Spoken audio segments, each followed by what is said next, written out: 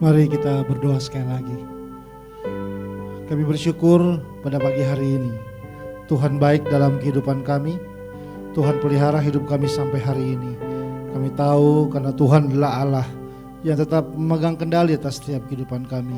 Dan pada pagi hari ini Tuhan, waktu firman disampaikan kami membuka hati yang lebar. Dan izinkan sekali lagi kebenaran firman Tuhan mendarat di hati kami yang subur. Tuhan beri buat kami apa yang dunia tidak bisa berikan dalam kehidupan kami. Nyatakan isi hatimu dan jangan tahan-tahan kebaikanmu. Sebab kami akan mengetahui kebenaran, dan kebenaran yang kami ketahui akan memerdekakan setiap kehidupan kami. Dan di atasnya kami hidup. Kami berjanji nama Tuhan dipermuliakan sampai selama-lamanya. Roh Kudus sempurnakan semuanya. Kami menyerahkan seluruh waktu ini dalam nama Tuhan Yesus Kristus. Kami naikkan doa dan syukur kami. Haleluya. Sama-sama kita berkata amin. Silakan duduk Bapak Ibu yang ada di tempat ini. Shalom Bapak Ibu semuanya. Saya menyambut Bapak Ibu yang ada di rumah atau mungkin dimanapun Anda berada. Sangat senang pada pagi hari ini saya bisa kembali bersama-sama dengan keluarga besar di GBI Mercy ini. Terima kasih Pak Gembala dan Ibu Gembala yang mempercayakan saya.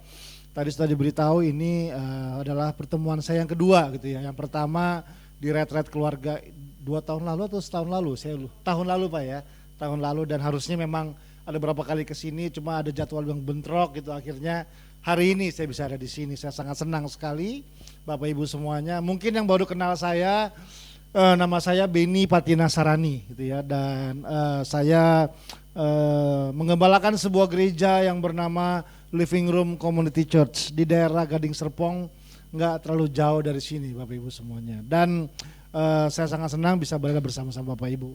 Tanpa terasa kita telah sampai di penghujung tahun 2020 Bapak Ibu ya. Sebuah tahun yang spesial buat kita, saya percaya.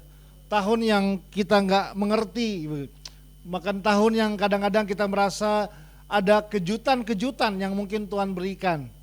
Baik keluarga, pekerjaan, bisnis, usaha atau apapun. Orang banyak pertanyaan-pertanyaan yang muncul mungkin sepanjang tahun ini. Atau bahkan mungkin kita bisa berkata, kenapa Tuhan? Kenapa harus terjadi? Kenapa harus terjadi di keluarga saya? Kenapa harus terjadi di bisnis saya? Kenapa harus terjadi di pelayanan saya?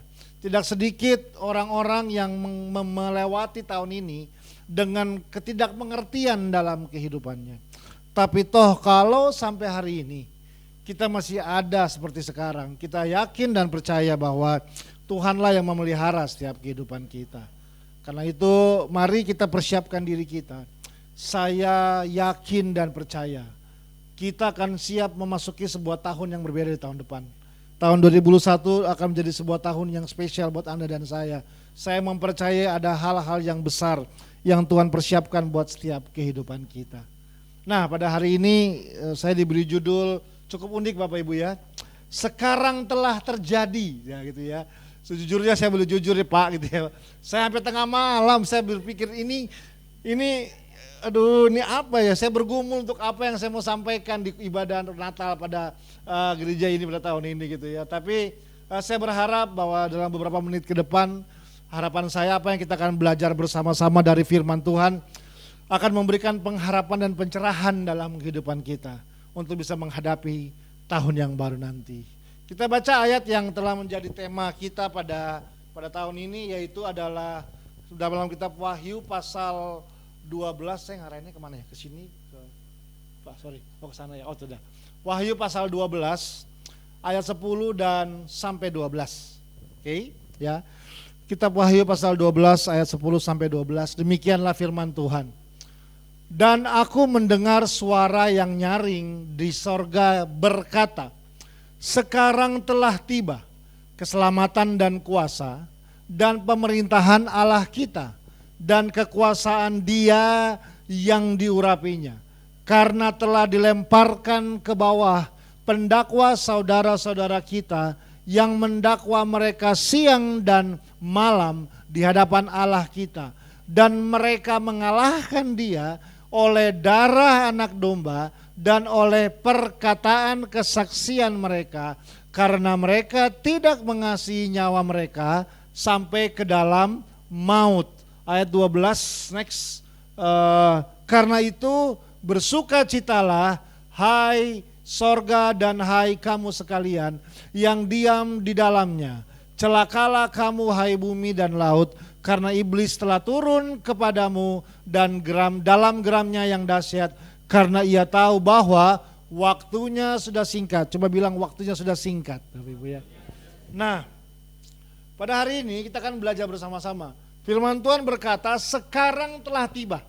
Oke, sekarang itu menunjukkan sebuah waktu, Bapak Ibu ya. Kita tahu semua bahwa kalau bicara tentang waktu, kalau kita belajar, ada 3 perjalanan waktu dalam kehidupan kita. Yang pertama namanya masa lalu. Oke. Yang kedua namanya sekarang atau hari ini. Dan yang ketiga namanya adalah masa depan. Bahasa Inggris bilang past, present, future. Masa lalu, hari ini, masa depan. Dan tahukah Bapak Ibu, di dalam setiap fase ini Tuhan ada bersama-sama dengan Anda dan saya. Di dalam setiap masa-masa ini Tuhan ada bersama-sama dengan kita. Tuhan ada di masa lalu kita, Tuhan ada di hari ini kita, dan Tuhan ada di masa depan kita. Nah, karena itu sangat penting sekali untuk kita dapat memahami bagaimana kita menyikapi atau meresponi atau menghidupi setiap fase yang ada dalam kehidupan kita. Dan khusus hari ini kita hanya membahas satu area, satu fase, yaitu sekarang. Oke ya, coba semua bilang sekarang, yang di rumah bilang sekarang, oke ya. Tahukah Bapak Ibu, sekarang itu penting buat kehidupan Anda dan saya. Sekarang adalah waktu yang terbaik yang Tuhan menyatakan untuk melepaskan berkat-Nya, janjinya, harapan-harapannya dalam setiap keluarga, dalam bisnis kita, dalam pelayanan kita, dalam hal-hal yang Tuhan telah taruh dalam kehidupan kita. Saya percaya orang-orang yang mengerti cara hidup sekarang, bukan lagi hidup di masa lalu, bukan cuma punya harapan di masa depan, tapi orang-orang yang mengerti cara hidup sekarang adalah orang-orang yang tahu persis bagaimana dia punya kekuatan menghadapi hari esok dalam kehidupan kita. Makanya dikatakan sekarang telah terjadi. Nah, yang kita mesti memahami bahwa Bapak Ibu, sekarang itu enggak terjadi begitu aja. Sekarang itu enggak datang begitu saja. Enggak. Tadi dibilang sama yang mimpin pujian, sekarang itu bukan karena hoki Bapak Ibu. Enggak. Sekarang bukan Tuhan enggak punya rencana tiba-tiba jadi. Jadi gini, kalaupun di dunia terjadi yang namanya serangan pandemi, di sorga enggak ada terjadi kepanikan. Tuhan enggak panik, aduh bumi jadi ada virus, gimana cara hadapin ya? Sekarang mesti ngapain ya? Enggak, karena apa? Karena sekarang tidak terjadi begitu saja. Oke ya, dari mana kita bisa tahu itu? Oke, saya jelaskan ini basic dasarnya. Kita akan baca sebuah ayat dari kitab Yesaya pasal 46, ayat 9 sampai 10 ya. Kitab Yesaya pasal 46 ayat 9 sampai 10. Demikianlah firman Tuhan. Bapak Ibu dengarkan baik-baik. Ingatlah hal-hal yang dahulu dari sejak purbakala, bahwasanya akulah Allah dan tidak ada yang lain. Akulah Allah dan tidak ada yang seperti aku. Nah, ini yang penting ayat 10. Yang memberitahukan dari mulanya hal yang kemudian, dan dari zaman purbakala hal apa yang belum terlaksana, yang katanya keputusanku akan sampai dan segala kehendakku akan kulaksanakan. Oke Bapak Ibu, saya memahami. Waktu saya pertama kali membaca ayat ini juga, saya cukup agak bingung. Maksudnya apa? Kok ada zaman purbakala, kok memberitahukan dari mulanya? Memang benar, dalam masalah bahasa, saya harus jujur, bahasa kita penuh dengan keterbatasan. Tapi waktu saya menjeliat dari bahasa Inggrisnya, ayat ini sangat luar biasa banget Bapak Ibu. Oke?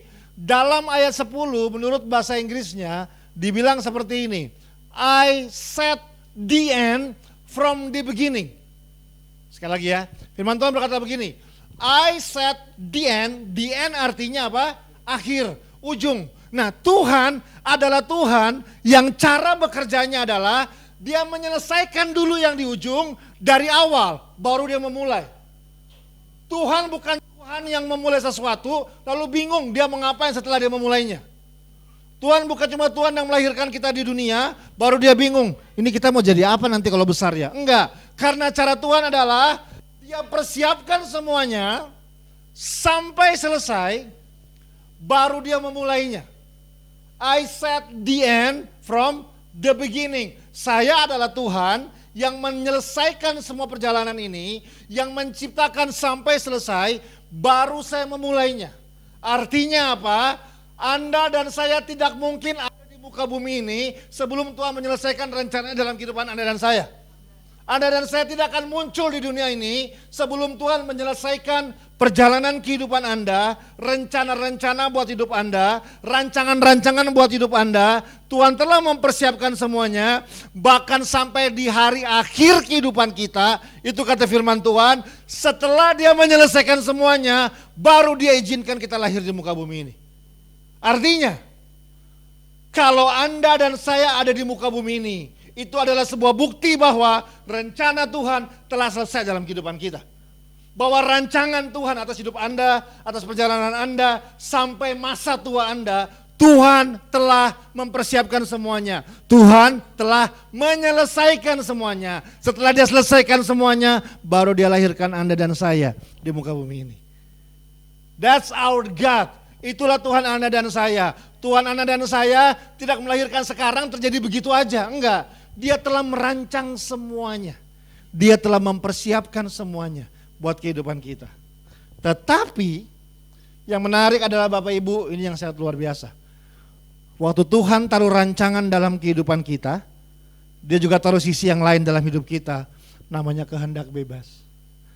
Di mana meskipun Tuhan telah merancangkan perjalanan sampai selesai hidup kita, Tuhan memberikan kita kebebasan untuk memilih. Kita mau jalan sesuai rencana Tuhan, atau kita mau bilang, maaf Tuhan, saya punya rencana yang lain. Saya punya jalan yang lain. Anda dan saya tidak dilahirkan menjadi robot di dunia ini. Adakah di sini yang mau belok kiri malah ke kanan? Loh. Kok saya ke kanan, saya mau ke kiri nih? Enggak. Anda ke kiri karena keputusan Anda. Anda jujur karena keputusan Anda berbohong karena keputusan Anda hidup baik-baik karena keputusan Anda hidup salah karena keputusan Anda. Setiap kita menyikapi perjalanan hidup ini dengan keputusan masing-masing. Nah, tetapi hari ini kita dengar pesan Tuhan. Tuhan telah merancangkan semuanya. Tuhan telah mempersiapkan semuanya. Nah, bagaimana cara kita meresponi hidup ini, itu sangat penting untuk kita siap memasuki tahun 2021. Makanya firman Tuhan tadi kita baca dikatakan bahkan Tuhan tahu Dia punya rencana buat kehidupan kita. Kita tahu Dia punya rencana buat kehidupan kita. Tapi firman Tuhan juga ingatkan bahwa gini, ada yang namanya pendakwa-pendakwa yang juga tahu. Pihak yang gak berwenang gitu ya, yang menyadari bahwa kalau setiap orang percaya mengerjakan rencana Tuhan, menyelesaikan rencana Tuhan dalam kehidupannya, itu berbahaya buat mereka. Makanya mereka akan mendakwa, memakai segala strategi, segala cara supaya orang gak percaya sama Tuhan, supaya orang memungkiri perjalanan yang Tuhan telah persiapkan, supaya orang bisa memilih perjalanan yang berbeda. Dan tahukah pertarungan kita adalah ini? Bagaimana dalam perjalanan kehidupan kita bisa menang melawan pendakwa-pendakwa yang Tuhan telah yang bukan Tuhan ya, yang mereka telah berusaha habis-habisan untuk membuat kita enggak lagi mempercayai tentang bahwa ada rencana, ada hidup sekarang ini yang Tuhan telah persiapkan buat kehidupan Anda dan saya. Nah, firman Tuhan menjelaskan untuk menghadapi itu ada dua cara. Ingat, yang pertama adalah dengan darah anak domba, dan yang kedua dengan perkataan kesaksian. Coba sama-sama bilang darah anak domba. Nah, dan yang kedua sama-sama bilang perkataan kesaksian. Oke. Nah, ada banyak pengajaran tentang hal ini Bapak Ibu, banyak sekali dan sangat luar biasa. Tapi di pesan Natal pada hari ini, izinkan saya berbagi beberapa hal, beberapa poin yang saya temukan waktu firman Tuhan mengingatkan kita tentang bicara tentang darah anak domba dan perkataan kesaksian. Tahukah ini terbagi menjadi dua hal. Pertama, udah jelas, darah anak domba itu sebenarnya berbicara tentang bagiannya Tuhan. Serius? Itu Tuhan yang buat, kita gak bisa gitu. Tapi kita juga punya bagian, namanya adalah perkataan kesaksian. Nah, prinsip yang pertama tentang darah anak domba. Tahukah bahwa darah anak domba itu yang pertama berbicara tentang, kalau saya sebut namanya adalah restorasi atau pemulihan. Oke, dari mana kita bisa belajar bersama-sama? Nah, izinkan saya jelaskan sekali lagi. Tahukah Bapak Ibu bahwa dari awal, kalau kita baca kitab Kejadian, dari awal rancangan Tuhan menciptakan manusia, itu manusia diciptakan, harusnya atmosfernya manusia atau tempat tinggalnya manusia itu di dalam hadirat Tuhan. Manusia diciptakan disebut dengan nama Taman Eden. Eden artinya adalah God's presence. Eden artinya adalah hadirat Allah, God's spot. Tahu hotspot ya? Ya kan? Kita di mana-mana sekarang butuh hotspot gitu ya, karena hotspot itu membantu kita untuk bisa memakai kita punya wifi. Nah, kata Eden itu dalam bahasa aslinya artinya God's spot. Artinya adalah area atmosfer hadirat Allah. Manusia dari awal diciptakan Tuhan untuk hidup di dalam hadiratnya Allah, tinggal di dalam hadiratnya Allah. Tinggal di Eden, itu adalah manusia yang pertama. Lalu kita tahu sejarahnya, tiba-tiba manusia mengalami kegagalan, jatuh dalam dosa, artinya adalah mereka terpisah dari Eden. Terpisah dari kehadiran Allah. Sejak hari itu perjalanan manusia mulai berbeda, mereka harus berusaha, bekerja keras, sakit ketika melahirkan, harus berjuang, memakan hasil dari keringatnya mereka. Itu kata firman Tuhan. Dan sejak hari itu manusia selalu mencari cara untuk kembali kepada hadirat Allah. Manusia selalu mencari cara untuk kembali bisa bersekutu sama Tuhan.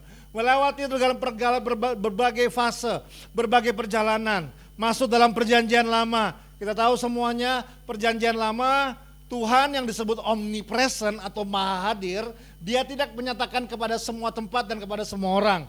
Kita tahu semuanya. Mulai muncul model pelayanan yang namanya keimaman, kenabian. Kenapa? Karena Tuhan cuma menyatakan itu kepada 1-2 orang saja. Yang disebut nabi, yang disebut imam, mereka berfungsi sebagai perantara antara umat dengan Tuhan. Umat kalau mau ketemu dengan Tuhan lewat perantara yang namanya nabi, lewat perantara yang namanya imam. Umat kalau mau mendengar suara Tuhan, Tuhan sampaikan kepada nabi, nabi sampaikan kepada umat. Tuhan sampaikan kepada imam, imam sampaikan kepada umat. Selalu ada perantara-perantara sehingga setiap manusia, umat Tuhan, itu ada hari itu tidak punya akses langsung untuk bisa berjumpa dengan Tuhan. Sampai, kalau saya sebut namanya, imam yang terakhir yang bernama Yesus. Dia berikan nyawanya di atas kayu salib. Dan waktu darahnya tercurah, Alkitab berkata apa ingat? Tabir di bait Allah terbelah, yang selama ini menjadi pemisah antara umat dan Tuhan. Artinya sejak hari itu terjadi restorasi antara manusia dengan Tuhan. Yaitu apa? Kita punya akses langsung dengan Tuhan.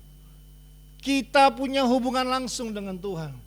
Kita enggak lagi perlu perantara untuk bisa mengalami hadirat Tuhan, untuk mengalami janji Tuhan. Karena Bapak Ibu kita menyadari bahwa yang membuat Anda dan saya masuk ke dalam hadirat Tuhan, mohon maaf, bukan pujian-pujian kita. Pujian tidak membawa kita masuk dalam hadirat Tuhan. Coba cari ayatnya, kasih tahu saya dari Kejadian sampai Wahyu. Saya nggak menemukan ayat nyatakan bahwa pujian adalah cara kita masuk dalam hadirat Tuhan. Tapi dalam kitab Ibrani dikatakan apa? Jadi saudara-saudara, oleh darah Yesus kita sekarang penuh keberanian dapat masuk ke dalam tempat kudus Allah.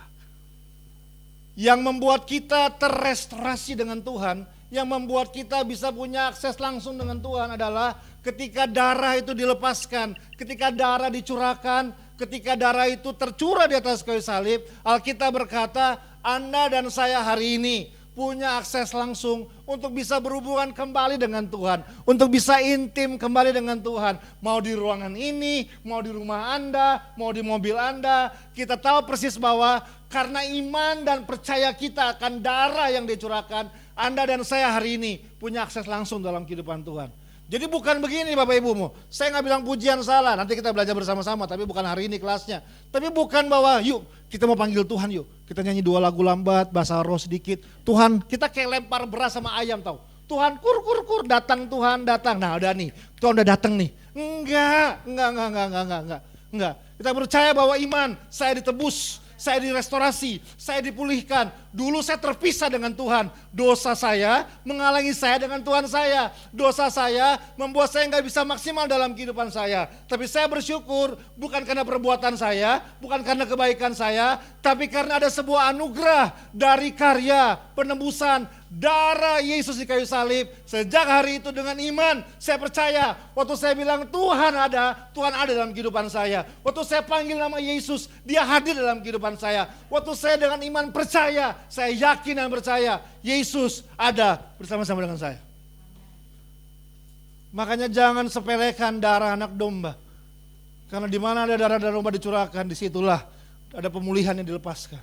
Ada sebuah restorasi. Saya berdoa tahun 2021 menjadi tahun restorasi di pelayanan Anda, pekerjaan Anda, keluarga Anda, kesehatan Anda. Saya tahu kita mesti berjuang melawan virus. Saya tahu kita mesti berjuang melawan dunia bisnis yang semakin gak mudah, perekonomian yang semakin gak mudah, pelayanan gereja yang semakin gak mudah. Saya menyadari begitu banyak hal. Tapi mari sama-sama kita menyadari bahwa di masa krisis sekalipun, iman kita mempercayai Yesus ada bersama-sama dengan kita.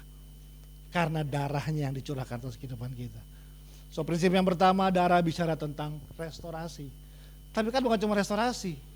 Darah anak domba berbicara tentang next, kesepakatan. Sebuah agreement.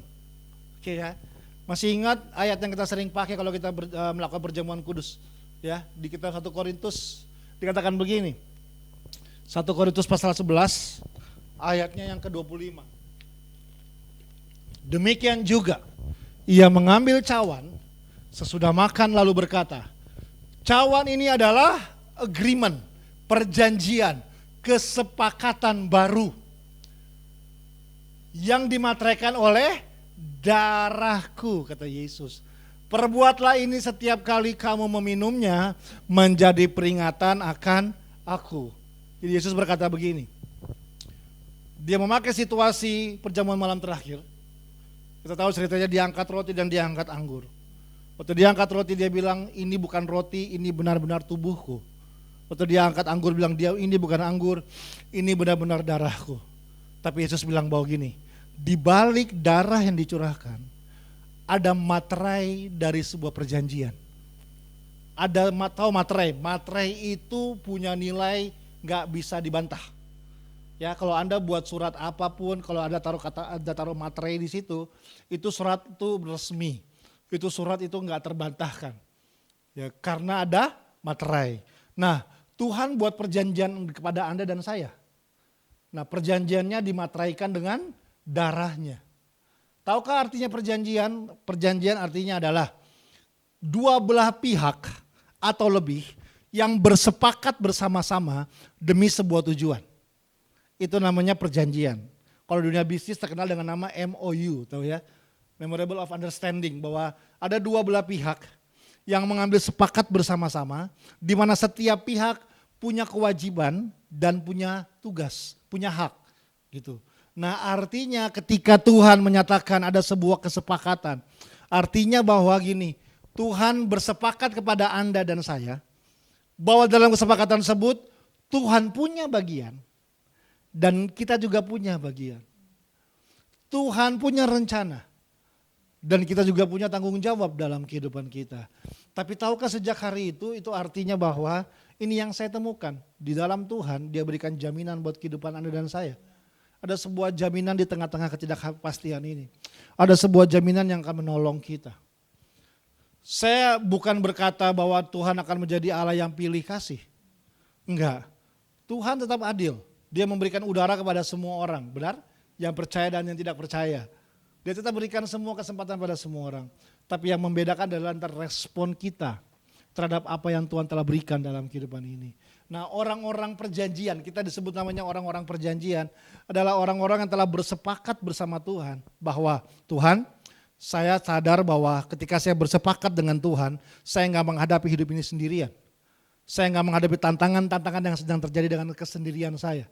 Tapi saya menyadari bahwa kita sering nyanyi bahwa Engkau ada di segala musimku. Engkau ada dalam segala aspek dalam kehidupan kita. Saya menangani anak-anak narkoba Bapak Ibu yang gak mudah sama sekali. Untuk saya bisa menolong orang-orang yang hancur karena narkoba, saya melewati sebuah proses yang perjalanan yang panjang sekali. Yang Anda ikut retret tahun lalu tahu kesaksian saya, 9 tahun pakai narkoba, kehilangan masa depan, overdosis berkali-kali, dicari polisi, gak punya pekerjaan, sekolah hancur, habis-habisnya. Saya gak punya ada lagi apapun dalam hidup saya pada saat itu, yang sisa cuma nyawa, udah itu aja. Saya tinggal di jalan bahkan. Saya punya rumah daerah Pulau Mas, Bapak Ibu tahu ya, Jakarta Timur. Itu cukup elit rumahnya. Tapi saya karena narkoba membuat saya harus kabur dari rumah, tinggalkan orang tua saya, tinggal di jalan, makan dari sampah. Itu saya alamin semuanya. Sampai tinggal sisa cuma nyawa aja. Sampai kira-kira tahun 1999. Perjumpaan saya dengan pribadi yang bernama Yesus rubah hidup saya. Dia mengembalikan apa yang pernah hilang dalam hidup saya, namanya adalah masa depan. Dan sejak hari itu saya bersepakat dengan dia. Saya mengikat perjanjian dengan dia. Dia menjadi Tuhan dalam hidup saya dan saya menjadi anaknya yang berjalan dalam setia, berjalan bersama-sama dengan dia. Dan saya berdoa pada saat itu, Tuhan, kalau saya masih hidup, saya dedikasikan seluruh hidup saya. Buat apa aja yang Tuhan mau saya bawa buat dalam hidup saya. Salah satu yang saya buat adalah melayani anak-anak yang dulu juga punya masa lalu sama seperti saya. Nah, dan kalau saya nggak bersepakat dengan Tuhan Bapak Ibu berjujur, berkali-kali saya mau menyerah dalam apa yang saya kerjakan. Karena memang nggak mudah. Satu kali pagi-pagi jam 6 pagi saya masih ingat. Saya lagi saat teduh, datanglah 2 orang gadis sama kakaknya. Masuk ke rumah dengan kondisi samurai nempel di sini Bapak Ibu nancep. Bal bacok sini, habis semua udah matanya satu gak. Saya kaget, saya bilang, sorry ini bukan UGD, kok dibawa ke sini, saya bilang gitu. Dan akhirnya dia bilang tolong kakak saya. Kakaknya ini dia adalah seorang bandar, debt collector, bayangin ya. Dan hunter, apa tuh hunter? Pembunuh bayaran. Nah, cuma masalahnya hari itu kakaknya yang ini, dia bandar sabu-sabu gitu ya. Dia pakai sabu-sabu, cuma ternyata ada kakaknya yang lebih tua, ketahuan sama kakaknya. Dibacok sama kakaknya yang paling tua. Karena ketahuan pakai sabu-sabu, disamurai, habis. Adiknya yang perempuan bawa kabur, lagi bawa ke kami. Ya sudahlah, saya bilang belajar tarik napas, duduk sama dia. Apakah dia akan langsung nurut gitu, tinggal sama-sama mau diatur? Enggak loh. Bayangin, orang Batak gede banget gitu, badannya besar, debt collector, pembunuh bayaran. Ya saya bilang Tuhan kalau nggak ada anugerah dan saya bersepakat sama Tuhan nggak bisa saya hadapin sendirian. Puji Tuhan kita berjalan bersama-sama, hidup bersama-sama. Namanya Rudi Simatupang. Hari ini dia menjadi gembala gereja Betani di Depok. Dengan jemaatnya sekitar beberapa ratus, luar biasa, diberkati sekali. Jadi orang yang sukses. Satu kali pagi-pagi datang keluarga ke tempat kami, bawa anaknya kira-kira umur 25 tahun. Beratnya nggak sampai 30 kilo Bapak Ibu. Positif HIV/AIDS dan pakai narkoba gitu. Dan namanya J inisialnya, saya nggak boleh sebut. Dan akhirnya kita harus bawa masuk ke dalam. Di garasi rumah dia pamit sama orang tuanya. Papanya bilang begini, J, kamu fokus sama kesembuhan kamu di sini ya. Gak usah khawatir sama apapun. Kamu nanti butuh apa-apa tinggal bilang sama papa. Kamu butuh uang nanti papa kirim. Butuh makanan, butuh alat mandi, butuh baju baru. Tolong tinggal hubungin papa langsung antar ke kirim kamu. Kamu gak usah khawatir, kamu fokus sama kesembuhan kamu saja. Nanti bulan depan papa, mama sama adik-adikmu akan datang ke sini jenguk kamu. Kamu gak usah khawatir, tetap fokus saja. Oke pak, anaknya masuk, papanya ngobrol sama saya. Ben, om titip anak om ya. Kalau kamu butuh apapun tinggal bilang sama om. Butuh uang kah, butuh makanan kah, butuh baju kah, peralatan mandi kah. Kamu butuh apa aja bilang sama om titip anaknya om. Oke om, saya bilang. Kami masuk ke rumah, ini keluarga tiba-tiba pergi, pindah kota, ganti nomor telepon, ganti identitas, menghilang begitu aja. Nah, kan gak mungkin saya buang di got ini anak. Mau dari mana kekuatan saya bisa buat itu? Enggak ada. Hanya waktu saya mengingat dulu saya hancur, saya sampah. Tapi Tuhan yang baik ambil hidup saya, mengikat perjanjian dengan saya. Itulah yang membuat saya gak bisa kabur pada saat itu ketika Tuhan taruh saya dalam situasi seperti itu. Toh dengan anugerah Tuhan akhirnya kita lewatin juga semuanya. Sampai anak ini sembuh. Itu adalah kekuatan dari sebuah perjanjian Bapak Ibu. Bahwa kita boleh ada dalam situasi yang sulit sekalipun, tapi Tuhan tidak pernah lalai dengan janji atas kehidupan Anda dan saya. Dia akan bersama dengan kita, kasih kekuatan buat kita, kasih harapan buat kita, menghibur kita, menolong kita pada waktunya dia, bukan waktunya kita, dengan caranya dia, bukan caranya kita. Karena perjanjiannya tentang itu Bapak Ibu. Saudara anak domba adalah materai perjanjian itu. Kalau Anda dan saya adalah pribadi yang telah ditebus oleh darah anak domba, artinya kita punya hak atas perjanjian jaminan dari Tuhan dalam segala aspek dalam kehidupan kita. Mulai dari hari ini sampai kita menyelesaikan rencana Tuhan dalam kehidupan kita. Karena itulah bagian dari Tuhan. Restorasi dan kesepakatan. Amin Bapak Ibu semua. Nah, tapi lalu ada bagian dari kita juga. Yang disebut namanya adalah perkataan kesaksian. Ya, sama perkataan kesaksian buat saya Bapak Ibu, buat saya ya. Bukan cuma tentang kita harus cerita dong tentang Tuhan kepada orang-orang. Itu buat saya udah nafas. Itu nggak usah perintah gitu ya. Orang yang diselamatkan nafasnya adalah dia terbiasa menceritakan sama orang lain tentang Tuhannya dia. Jadi nggak perlu disuruh-suruh lagi harusnya, perkataan kita akan menolong. Tapi yang saya mau bahas adalah perkataan kesaksian ini ada dua hal yang penting yang kita perlu sadari bersama-sama. Yang pertama, kita coba semua bilang perkataan. Ya Bapak Ibu, saya menyadari bahwa perkataan itu punya kekuatan yang besar dalam kehidupan Anda dan saya. Nah karena itu buat saya yang prinsip yang pertama itu saya sebut namanya adalah kedewasaan. Coba semua sama-sama bilang dewasa. Ya, karena memang pembahasan ini bukan cuma pembahasan untuk anak-anak Bapak Ibu. Kita perlu sadar bahwa mari kita masuk tahun 2021. Yang pertama adalah tadi kita punya kesadaran bahwa darah Yesus merestorasi hidup kita. Kedua, darah Yesus mengingatkan kembali tentang materai perjanjian antara Tuhan dan hidup kita. Tapi yang ketiga adalah memasuki tahun 2021 di Natal ini kita kembali coba ingat, yuk kita hidup di dalam sebuah kedewasaan dalam perkataan kita, kedewasaan dalam cara kita hidup. Karena itu sangat penting yang perlu terbangun untuk menghadapi tahun yang baru ini. Karena saya belajar bahwa ya kedewasaan menjadi bagian penting dalam kehidupan Anda dan saya. Benar? Dan ini level kedewasaan kita akan menentukan hal-hal yang Tuhan akan nyatakan dalam kehidupan kita. Nah cuma yang ini kita mesti belajar bahwa seseorang disebut dewasa gak ditentukan dari cuma umur yang makin bertambah.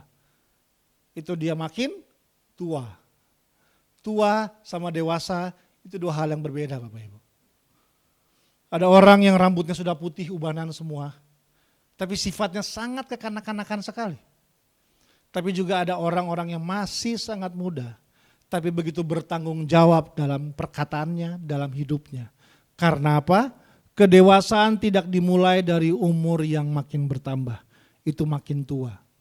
Tapi firman Tuhan mengatakan kedewasaan dimulai dari ini dia. Keputusan kita meninggalkan sifat kanak-kanak kita. Paulus dalam kitab 1 Korintus pasal 13 berkata seperti ini di ayat yang 11. Ketika aku kanak-kanak, aku berkata-kata seperti kanak-kanak. Aku merasa seperti kanak-kanak.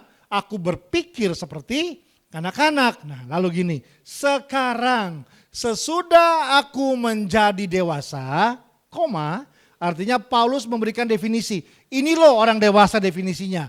Ketika aku menjadi dewasa, apa yang dia bilang? Aku meninggalkan sifat kanak-kanak itu.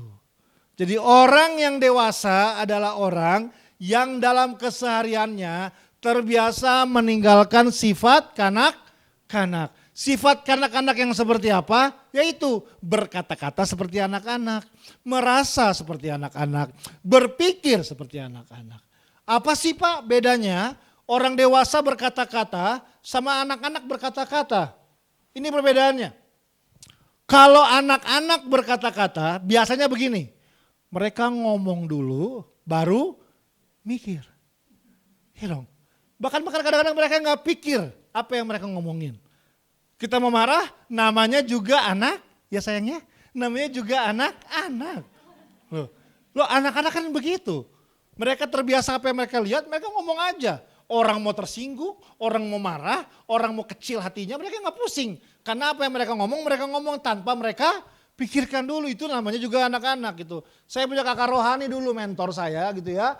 Dia punya anak, nama kakak rohani saya memanggilnya namanya adalah Komil gitu, Pastor Mulyadi Budianto. Nah dia punya anak, masih umur 3 tahun kalau nggak salah. Namanya Darren, masih kecil. Nah satu kali di rumahnya ini, kungkungnya, opanya, membawa ada teman sahabatnya 2 orang misionaris dari Papua. Orang Papua asli gitu ya, datang ke rumahnya untuk datang bermain ke rumahnya mereka. Dibawa sama kungkungnya. Nah jadi lagi duduk ngobrol minum kopi di ruang tamu. Darrennya pulang sekolah. Masuk dia lihat kungkung, dia panggil dan dia lihat temannya. Yang 2 misionaris tersebut orang itu. Nah terus tiba-tiba Darren datang ke papanya. Sekali lagi ya ini anak-anak mohon maaf. Dia bilang begini, Daddy kok monkey bisa minum kopi? Kok monyet bisa minum kopi? Karena apa? Karena memang dia anak kecil. Dia gak memikirkan apa-apa yang dia ngomong. Yang dia lihat mungkin dia berpikir ini orang hitam. Mungkin dia belum pernah lihat orang hitam. Yang dia lihat hitam cuma mungkin simpanse atau monyet di televisi. Tiba-tiba dia ngomong aja deh. Daddy kok monyet bisa minum kopi? Tapi karena dia umur 3 tahun semua ketawa. Coba dia umur 20 tahun digampar pasti. Benar? Pasti digampar. Ya iyalah. Nah orang dewasa ini dia akan pikir baik-baik. Kalau saya ngomong ini sama orang, terbangunkah kehidupannya atau malah makin hancur kehidupannya? Kalau model marah saya ke anak saya seperti ini, ngomong binatang, maki-maki, nggak pakai filter, anak saya akan berubah hidupnya atau makin hancur hidupnya? Kalau cara saya ngomong sama orang lain ini, cara ngomong saya seperti ini, orang terbangun gak kehidupannya atau orang makin hancur gak kehidupannya? Orang dewasa, dia akan perhatikan baik-baik setiap perkataan yang keluar dari mulutnya. Dia akan pikir matang-matang. Kalau saya bicara seperti ini, orang terbangun gak kehidupannya? Atau kalau saya bicara seperti ini, orang malah makin padam kehidupannya? Kita perlu belajar menjadi orang yang dewasa.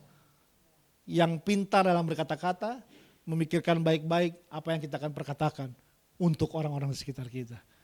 Nah, dari situ dulu. Kalau enggak, kita boleh ngomongnya seperti apa, tapi kalau kita seperti itu, ini yang saya takutkan Bapak Ibu. Kita ngomong tentang Tuhan, orang juga nggak dengar kita. Karena perkataan kita selalu negatif. Yang diomongin pendeta. Saya nggak bilang pendeta benar semuanya Bapak Ibu, saya ngerti. Yang diomongin keluarga ini, lihat tuh situ tuh. Lihat yang diomongin cuma hal-hal yang kita tahu, itu gak membawa kita kemana-mana. Tapi hari ini kita belajar. Yuk masuk tahun 2021 dengan perkataan yang dewasa. Cara hidup orang-orang yang berkata seperti orang-orang yang dewasa dalam kehidupan ini. Itu yang perlu terbangun dalam kehidupan kita. Amin. Lalu ini yang terakhir. Ya, saya ulang pelan-pelan. Bicara tentang darah anak domba dan perkataan kesaksian. Ada 4 hal sebenarnya saya mau bahas. Yang pertama dari darah anak domba bicara soal restorasi. Tuhan memulihkan hubungan kita dengan Dia. Kita punya akses langsung dengan Dia. Ke darah Yesus yang membuat kita punya kemampuan dapat masuk ke dalam tempat kudus Allah. Tadi kita Ibrani berkata. Lalu yang kedua tadi ingat apa yang kedua setelah restorasi? Kesepakatan. Darah Yesus adalah sebuah materai antara perjanjian kita dengan Tuhan. Tuhan menyatakan janjinya, bahkan di masa-masa krisis sekalipun janjinya tetap adalah janji dalam kehidupan Anda dan saya. Nah, lalu bagian kita berbicara tentang perkataan kesaksian. Perkataan kesaksian yang pertama adalah kedewasaan yang terbangun dari hidup kita, terutama dari cara kita menyampaikan perkataan-perkataan kita. Sehingga waktu kita cerita tentang Tuhan, orang gak menolak kita. Waktu kita cerita tentang siapa Tuhan, orang memahami karena kita punya perkataan yang gak menghancurkan orang, tapi perkataan-perkataan kita adalah perkataan yang membangun orang-orang di sekitar kita.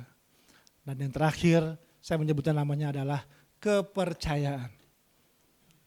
Tahukah kenapa kepercayaan penting Bapak Ibu? Karena tahukah bahwa cukup aneh ya, perkataan kesaksian. Itu buat saya sebuah statement yang cukup ambigu. Artinya ini, bahwa perkataan kita perlu disaksikan, itu artinya benar. Perkataan kesaksian bicara tentang perkataan Anda dan saya perlu disaksikan. Padahal aneh, perkataan harusnya didengarkan. Tapi kenapa harus disaksikan? Nah itu yang saya bilang, karena ternyata ada yang lebih penting daripada bercerita tentang Tuhan, yaitu adalah menjadi hidup yang bercerita tentang Tuhan. Jadi kayak bicara soal perkataan kesaksian, bicara bukan cuma tentang kita cerita sama tetangga kita tentang Tuhan Yesus dahsyat, tapi kita nggak menghidupinya dalam kehidupan kita. Nah, berbicara tentang perkataan kesaksian adalah berbicara tentang mungkin kita nggak banyak omong, tapi orang-orang di sekitar kita, mereka bisa melihat bagaimana hidup kita berubah karena cinta kita kepada Yesus dalam kehidupan ini. Orang-orang bisa menemukan, kita nggak perlu ngomong, orang tahu ini orang cinta Tuhan. Kita nggak perlu jelaskan lagi, orang kan lihat mereka sangat setia dengan Tuhan mereka.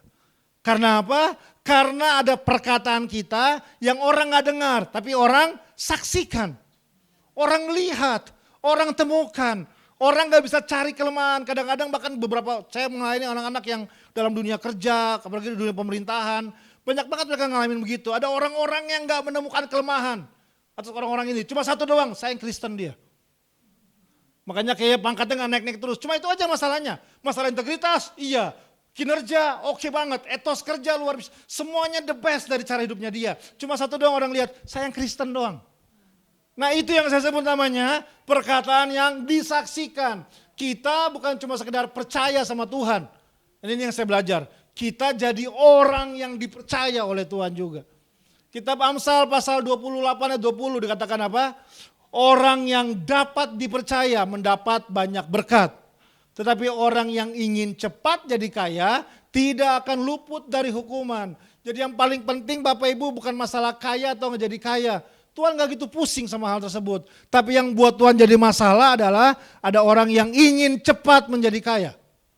Artinya apa? Orang yang ingin cepat dengan jalan pintas. Orang yang ingin cepat sukses tanpa proses. Ya kan? Kita sedang hidup di dunia yang semua serba instan.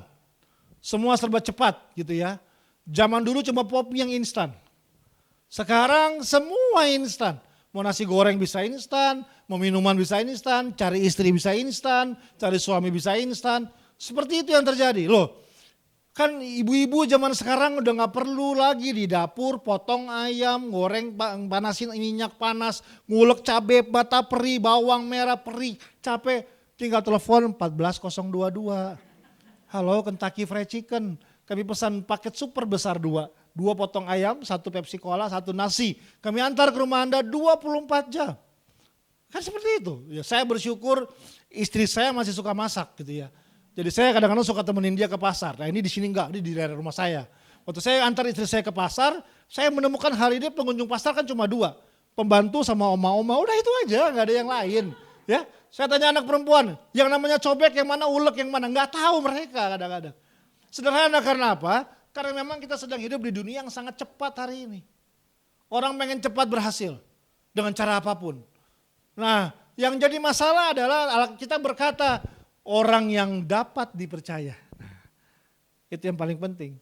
Saya yakin Anda yang di rumah, kita yang di ruangan ini, kita adalah orang-orang yang percaya kepada Tuhan dalam hidup ini. Tapi kan pertanyaan kedua, Tuhan bisa percaya sama kita gak sih? Bisakah Tuhan percayakan hal-hal yang besar dalam kehidupan kita? Itu penting Bapak Ibu. Makanya kalau enggak yang terjadi adalah kita itu ingin cepat menjadi kaya. Kita pakai segala cara. Nah ini yang saya temukan tantangan terbesar kita, terutama untuk anak-anak kita ya. Ada orang tua di sini. Mereka enggak punya kekuatan yang besar untuk menunggu. Semua pengen cepat.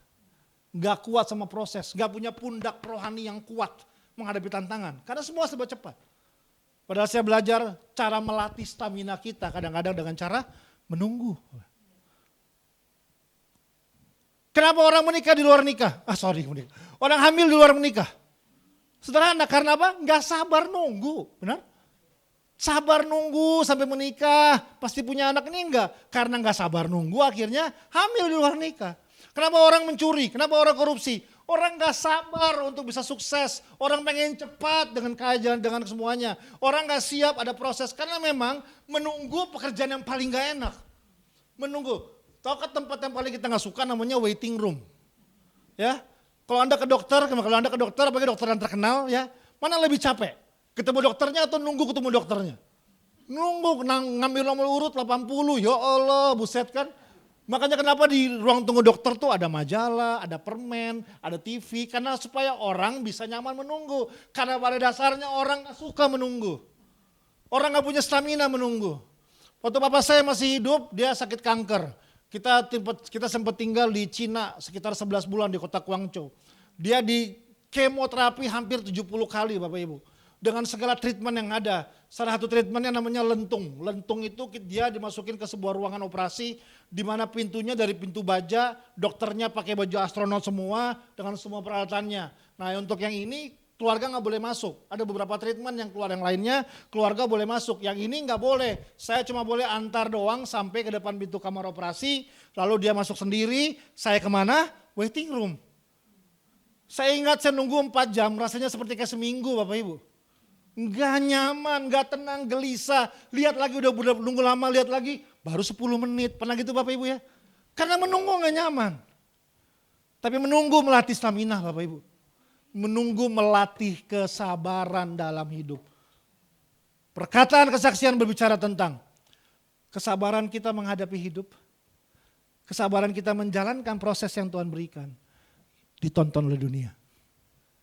Ditonton oleh masyarakat. Sehingga orang gak bisa menemukan celah dalam hidup kita. Karena orang melihat sungguh orang ini punya hidup yang baik dalam kehidupannya. Mari miliki perkataan kesaksian ini. Hidup dalam kedewasaan, tapi hidup dalam sebuah kepercayaan yang Tuhan berikan. Sehingga kita memasuki tahun 2021 menjadi pribadi-pribadi yang dapat dipercaya. Makanya saya belajar menghargai orang bukan cuma dari apa yang dia punya Bapak Ibu. Hari ini mungkin di dompet kita nggak ada isinya. Tapi kalau kita sabar, kita punya kemampuan menunggu yang kuat, kita punya kedewasaan, satu hari nanti saya yakin dan percaya. Orang yang dapat dipercaya mendapat banyak berkat, kata firman Tuhan. Tapi ada proses yang kita perlu lewatin. Hargai orang karena proses. Jangan hargai orang karena hasil. Bajunya keren, rumahnya mahal besar, wah ini cocok nih, VIP nih. Kalau duduknya mesti yang khusus nih gitu. Bajunya setiap minggu sama. Datangnya begitu naik angkot. Jarak 5 meter baunya kecium. Ini jangan, kalau bisa yang gini-gini jangan nih. Ini kalau bisa dijauh-jauhin dari kita deh. Padahal mungkin 5 tahun lagi, 10 tahun lagi orang seperti ini jadi orang sukses, kita nggak tahu. Tapi kita sering salah karena kita cuma hargai orang karena apa yang dia punya. Papa saya selalu ajar, hargai orang bukan karena merek bajunya. Bukan karena tinggal di mana dan punya mobil atau nggak punya mobil. Tapi hargai orang karena proses yang dihadapi dalam kehidupannya. Setiap orang punya proses perjalanan masing-masing yang perlu kita bangun bersama-sama. Perkataan kesaksian bicara tentang hidup yang ditontonkan sama dunia. Bagaimana kasih Kristus membakar kehidupan kita, mendewasakan kita, memproses stamina dalam kehidupan kita. Dan orang mengakuinya karena proses yang kita lewatin. Selamat Hari Natal keluarga besar GBI Mercy. Saya berdoa agar semua yang kita kerjakan ini akan memperoleh hasil dan kita siap memasuki tahun yang baru. Dan tahun yang penuh dengan kemenangan.